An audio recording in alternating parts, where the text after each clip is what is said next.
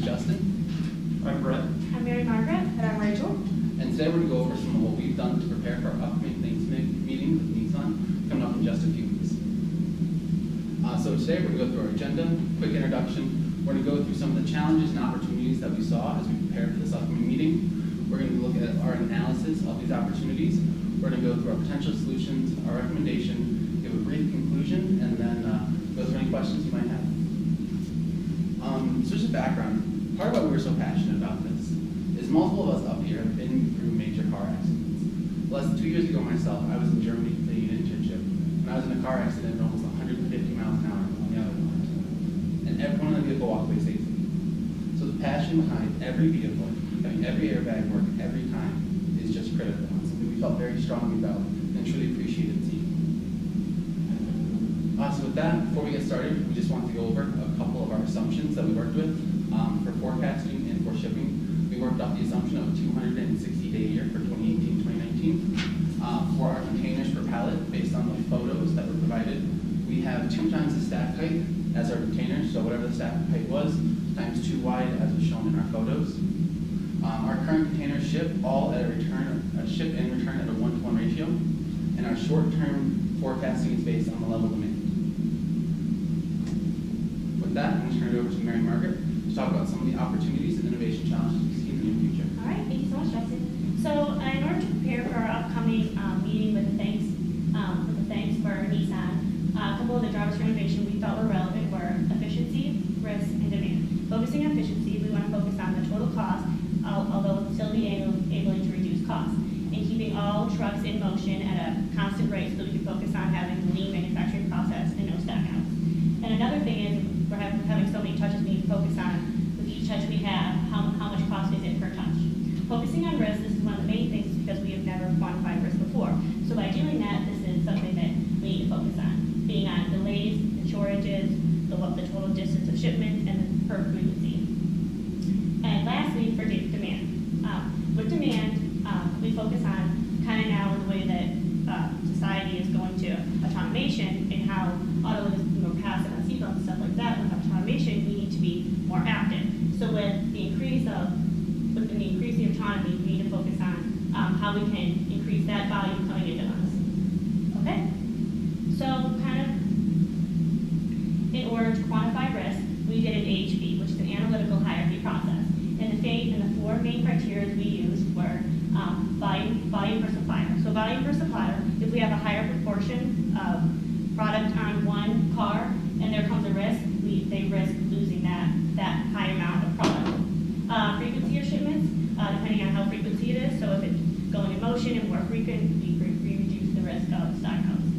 Next, onto delay. We focus on delay, dealing with weather, unforeseen circumstances that we may not have control over. And then distance, so the total distance of shipment. And with total distance of shipment, the more times you're on the road, it increases the more risk that you can have. So basically, looking at our chart right here, so for say we did the frequency of shipments for the delay of shipments. We see that the frequency of shipments kind of has a higher risk than would be the delay of shipments. And then coming back to our priority rates over here, we see that the frequency of shipments was one of the highest risk rates, where the delay of shipments was one of the lower risk rates. Okay, and now I'll hand it on to Justin for the criteria analysis. All right, thank you so much. So once we completed the analytical hierarchy process, we kind of knew how we wanted to weight risk as one of our criteria, which we haven't traditionally done.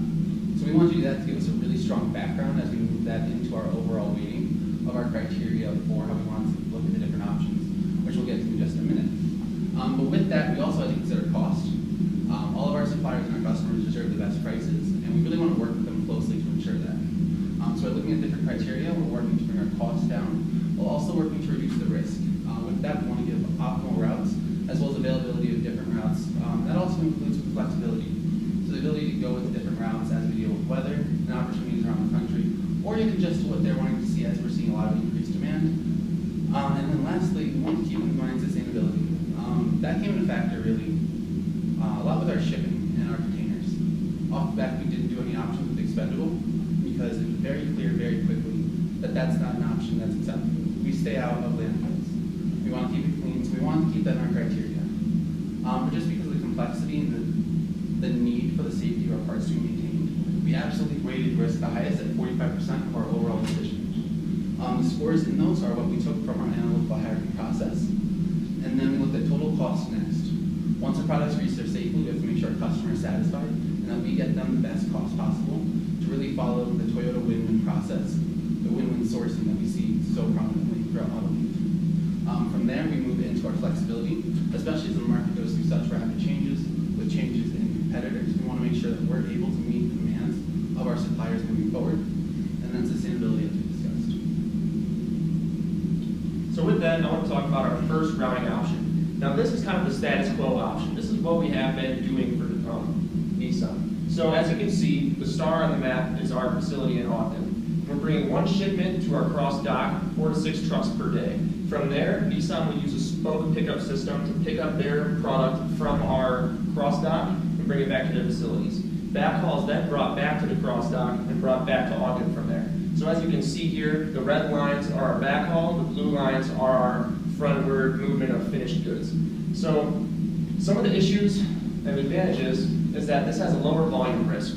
So what we mean by the lower volume risk is since we're compiling all these smaller shipments into TL shipments, we're making each OEM responsible for a smaller proportion per total truck. So since Nissan is compiling with one truck, not all of their goods are dependent on a single cab. And this also is a relatively low distance model. Now obviously we're in Ogden trying to bring things to Tennessee and Mississippi, so the total distance, there's not much we can work with there, but with this, they have short spoke pickups, so we believe that the low distance is an advantage for this. Another advantage is simply that it is the status quo. Every route comes with new challenges and unforeseen things that can go wrong. So with this being our established route, that does give us a noticeable advantage.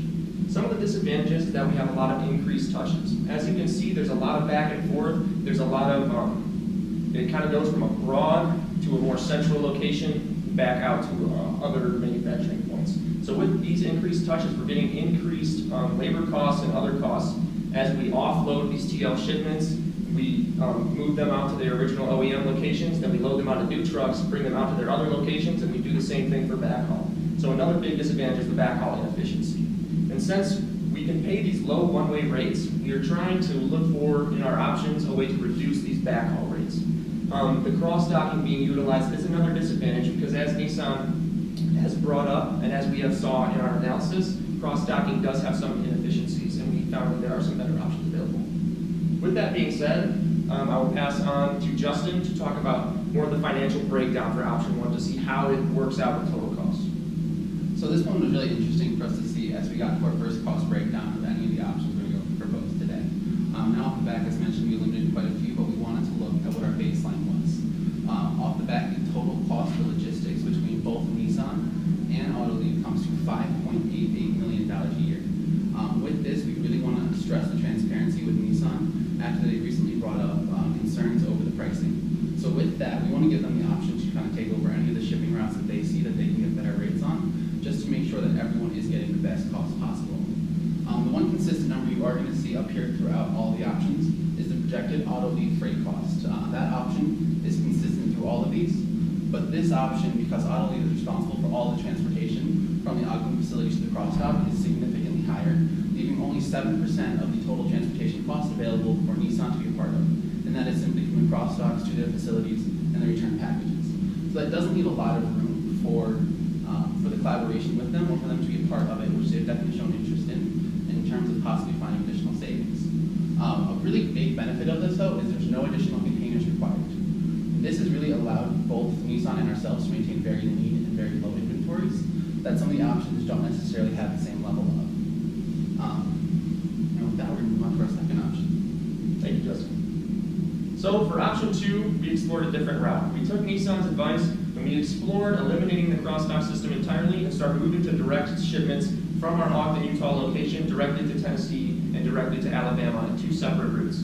So what we see here is we have one route that goes down near Scipio, Utah, and then over to Mississippi's manufacturing location. What we like about this route specifically is that we're bypassing the additional weather risks that you get from passing through Wyoming. So by going south through Scipio and then over, we're only adding about 100 to 200 miles in total shipment time, but we're reducing the possibility of a delay, which as we saw last year, we had 4 of those where trucks were lost in transit. And that's simply unacceptable for what we're trying to do. But as you know, going through Wyoming, it's sometimes something you don't have control over. So trying to mitigate those risks that we don't have control over so we can keep doing what we do best, which is deliver airbags on time every time. As you can see with the more northern route, we're taking a direct shipment to Tennessee.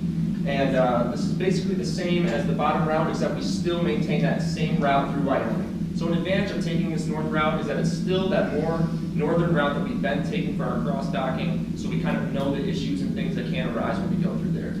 In addition to this, we're still maintaining our cross-dock routes. However, we're simply allocating Nissan's shipments into these two individual lanes. Something that's very interesting about this is that the backhaul will be brought back on freight train rather than on motor carrier. So what this does is it adds a day to our transit time coming back. However, it drastically reduces our cost. Since obviously we can't bring our finished goods on freight train due to any sort of difficulties in shipment, such as damage and things like that, but with an empty plastic container, we figure that we can utilize the low rates on freight train shipment to bring back those backhauls and save us money there. So we're utilizing cheap one-way motor carrier rates to our manufacturing facilities and then cheap freight trains back home. So as I said, these advantages, it does hedge the risk. So since we have multiple channels, we're establishing a southernmost route through Scipio, Utah. So if we do foresee some more issues with Wyoming, it'd be easier for us to ramp up volume in that area. So this hedges our risk by creating another alternative. So when things pop up in Wyoming, as they tend to do between December and the rest of the winter, we can bring things south and still maintain our routes. From there, we're also only 420 miles from Alabama to Tennessee. So from there, if we do have to increase volume, we can still maintain our shipments to here and completely bypass motor carrier transit through Wyoming. The major advantage of this, as Justin will get into in a second, is that this is the lowest total cost option. This is mainly due to the freight train backhaul, as well as some efficiencies in the transportation system in general. The disadvantages is that cross-docking does still remain. However, for Nissan, it is more optimized, and we do avoid cross-docking for Nissan, which was a main concern of that OEM. Another disadvantage is that the new lanes do expose a new risk. Obviously, we haven't traveled south through Scipio, Utah, and then over to Alabama, and we have never coordinated our own shipments from Alabama to Tennessee. So with these new routes, we do have potential things that could arise. But with these advantages and disadvantages, I'd like to pass it on to Justin to give a more financial analysis on this low-cost freight option. So this one was really exciting for us because it went through 3 different iterations with this routing. When we first started, we were looking at a total cost per year of $6.2 million of sending trucks daily to each facility to short-haul round trip. Once we eliminated that and shortened it to only 200 shipments per year, so one shipment every other day. So we'd be shipping trucks 4 out of 5 days a week to the facilities and rotating the day it goes. Currently, the total production of Nissan parts out of our Ogden facility is 182 full truckloads, or 0.7 trucks per work day. To send them trucks each day to facilities would be only at 35% optimization use of the freight. So by doing every other day, we are actually able to increase that. And by only doing 200 a year, we're at 91% capacity in each one of our trucks, which gives us a little bit of flexibility room as we're seeing these forecasts kind of go up and down every so often, but still at a really optimized price point and close to that total load that we're using. Another one of the advantages of being at 91 percentile is that assuming that we have a pretty consistent demand on our parts, this keeps us under the point where we'll ever go over 40,000 pounds. Because of the variation in weights and the number of pallets that can fit on a truck, we found this to be an optimal spot to consistently be able to meet the demand of our customer, while also keeping enough on route that once every 20 days we can continue to send a truck through our cross-dock facility, just in case of emergency, to keep that facility working for them and to give them those additional options. By having the trucks go on 2 different routes and going on opposite days, in case of spikes in demand or in case of lost trucks, we're also able to hedge against that risk. From a financial perspective, using trains has never been cheaper. It is at a 45% low over the last 50 years. We're looking at about 4 cents per ton mile, plus additional fuel charges now. But it's significantly cheaper, almost a third of what we're paying for our trucks. And by using that to send our empty containers back, we're seeing a huge increase in our return on it. We think Nissan's going to be very excited with this.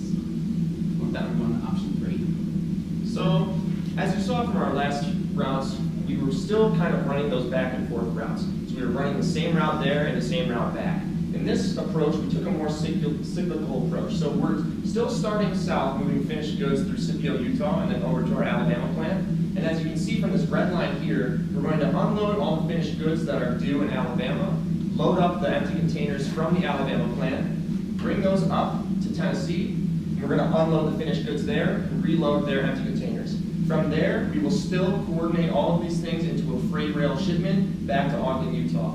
So rather than to use the back and forth approach, this is more of a cycle. So we're bringing our finished goods through the low-risk area of Scipio, Utah, rather than the northern area of Wyoming, bring them over to Alabama and up through Tennessee.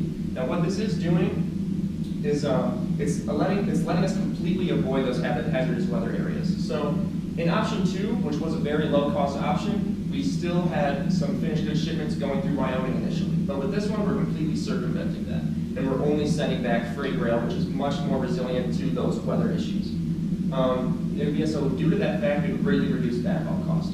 The disadvantage, obviously, as long as we're using freight rail, we will have increased transit times for the backhaul. So this could slightly increase our pipeline inventory for our containers, but we believe that the costs are outweigh this disadvantage.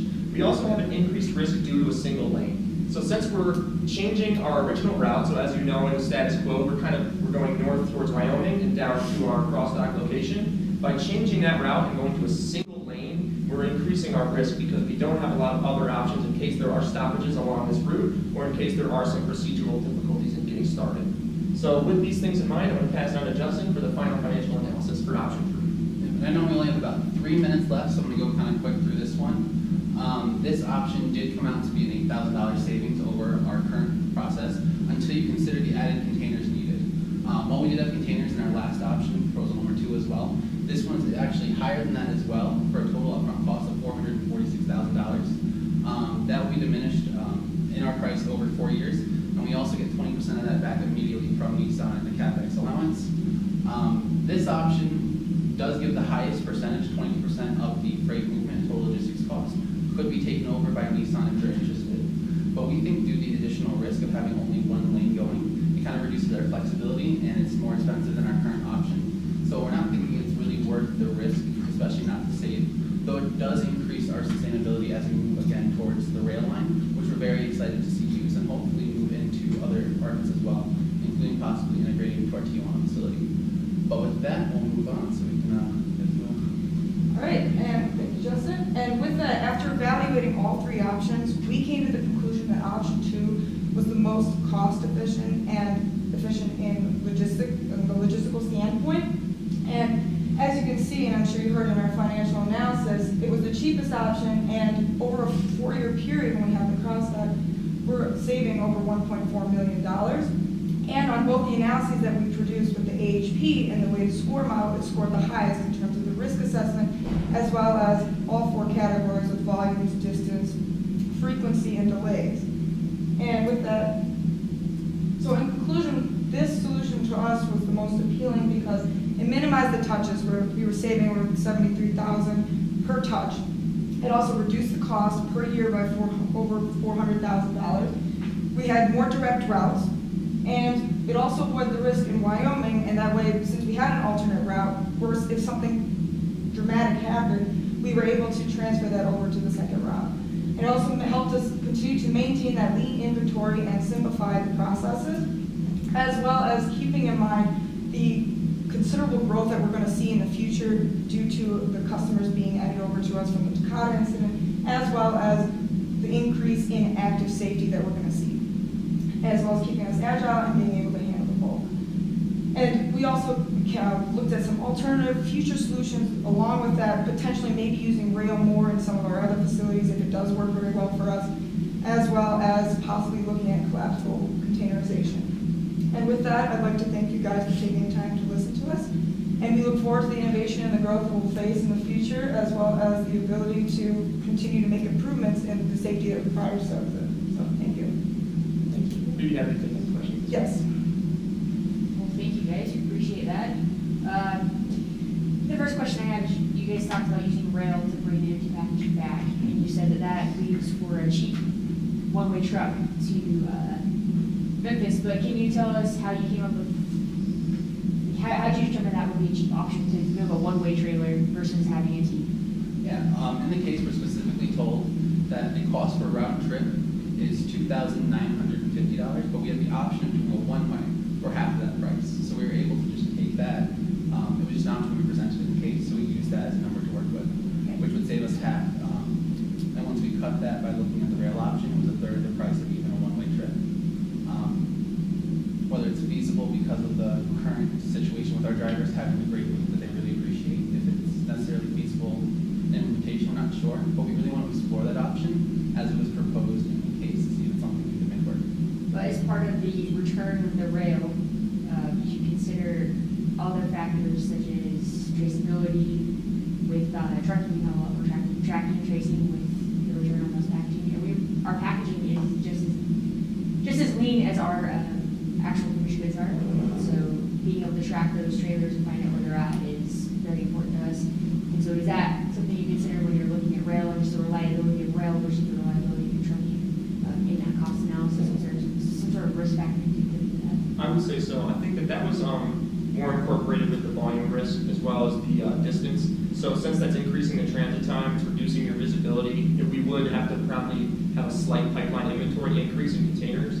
However, from our weights, even though we had risk and traceability and things like that weighted more highly, we believe that the extraordinary cost savings from the freight would be worthwhile, especially since Nissan seemed to be so focused on reducing touches and reducing costs. So by looking at it from that perspective, we believe that we would more highly weight that cost, and that we would help to kind of increase our pipeline inventory for containers that we're hoping is a burden that Nissan will help to bear as we work with them in coordination through the Toyota philosophy to try and reduce our inventory levels, but also to increase the costs and efficiencies that they're looking for. So we believe that by doing this option, we do have some issues with visibility, but we think that the massive decrease in cost would be worthwhile. And then sorry, we don't have handouts on it, but in our appendix, we show the calculations for how we did that to ensure that we had enough containers to meet this. Anytime we touched rail, we added an additional 3 days worth of containers in case there was a delay in shipment. So the typical cycle for our current was a 17-day trip from the time that we touched it the first until it came back from Nissan. Once we started looking at the rail, we got as high as 24 days, which did result in the need for additional containers, and we'd actually add an additional 3 just in case there was a delay on that. In terms of the traceability, we don't have that quantified in our risk at the time. It's something fantastic to add. And as we continue to look at RFID technology to go into it, I think it's something that we'll be able to implement, hopefully affordably, because we'd be doing full truckloads for all of them. But the current thing we have is just hedging for additional days in case of the delay or the stoppage. Did you guys look at, so you're looking at that cross-dock, even though Nissan is a great percentage of the material that goes into that cross-dock, that's not the only customer that we service out of that cross-dock. And so if we were to, using option 2, we would eliminate, the majority of what is going into that cross-dock. So did you assume any of the risk that Autoliv would have to take in reducing such a great volume to a facility that we still have to pay for the facility? Did you quantify any of that risk? We did. Based on our calculation, we had 4 to 6 trucks going to that facility a day. And from the forecast we were given, it's 0.7 of those trucks are filled each day with it. So we were seeing almost a 20% increase in risk for other suppliers, which would have to be negotiated, discussed, and disclosed. But from an early option perspective, we thought this was a fantastic way to look at it, especially as that other inventory grows. We saw it also as an opportunity because we're opening up more room for that cross-dock, which we have no intention of getting rid of because of its prime location for us. Being vertically integrated, having our raw material here is a reason to absolutely stay here, not just for the culture, but it financially makes sense. That facility for a cross-dock is fantastic, but we're also starting to see suppliers like GM and Nissan get closer to a point where it makes sense for them to take full truckloads and use that from one of our smaller programs going to different OEMs, especially as we're seeing more new programs have smaller annual volumes and shorter lives. So how did you pick the second route? What analysis went into that? So in terms of the second route, like we said, we did the risk analysis using the AHP and also the weighted score model, and based on the weighted factors that we had, we thought that the scores that we ended up getting, we ended up scoring the highest in terms of both the risk as well as the overall weighted score model. We really liked the idea of having 2 different alternate routes that way, because I know that even at the plant, we talked about how Wyoming could be a really big issue. And I mean, if you lose trucks or you have a truck that's not moving here with a lot of stuff in it, that's definitely gonna affect everything else. So at least that way, if that first route isn't working, it's due to some sort of snowstorm or some other incident, we can at least kind of adjust somewhat quickly, and that keeps us agile to be able to move into the other route. And just for clarity, it is the final numbers here that are the weighted final scores for it out of a final score of 5. 3.12525 was our highest for option 2. And to give more insight on that routing, what we did is we looked up the map for Union Pacific rail lines to make sure that they were still close, so we're not having additional trucking routes from the manufacturing plant to where we drop off at the carrier. What we found is that there's actually a lot of Union Pacific routes that run directly next to our manufacturing plants, as well as coordinate down in Ogden, Utah. So from seeing that, we were able to build a realistic route. We were able to do a realistic mileage calculation, and then use those low rail freight calculation numbers to create our overall transportation cost. So we did look into Union Pacific as being our main freight rail carrier, and by seeing their online maps, they don't share pricing very visibly with other people, but we were able to still calculate what we believe those fuel surcharges as well as initial rail rates would be. And just to follow up that, just briefly on the rail charge, how we calculate that, there is a U.S. government posted site that tells you the average cost per tonnage mile, and then when you go to each individual rail line, they tell you what their mile fuel tax is. So by doing an estimated tonnage on the weight of our empty containers, times the ton miles, and then additionally the fuel tax for it, gave us an estimate, and then we just doubled the move costs associated with the load and unload that we were doing at our cross dock at that facility, assuming it's to take additional time, additional hours, and additional people to load and unload from the trains, even if we're able to just do standard container on and off of it. And not to inundate you with data, but to get those freight rail shipments back with the empty containers, since that wasn't offered to us, we reached out to Uline and we kind of gave them what we believe the specifications for the cases would be from what we saw in the picture. One we found it looks like was supplied by Uline. The other ones we kind of gave them a brief estimate of what we believed the materials to be, the dimensions, and they were helpful enough to give us the weights. So from there, we actually added a 10% increase to those weights just to make sure that we have that covered. So in all actuality, the freight rates could be even lower than what we presented, but we wanted to make sure that we covered all ends and reached out to people who actually manufacture these things to see what the total weights was, because we were surprised to see how heavy some of these containers can actually be. And some of them range from anywhere from 30 to 130 pounds. So by reaching out to Uline and people who manufacture those things, we were able to actually get a realistic backhaul quantity. And double check, we saw a plastic container weight 130 pounds. Yeah, still. Right.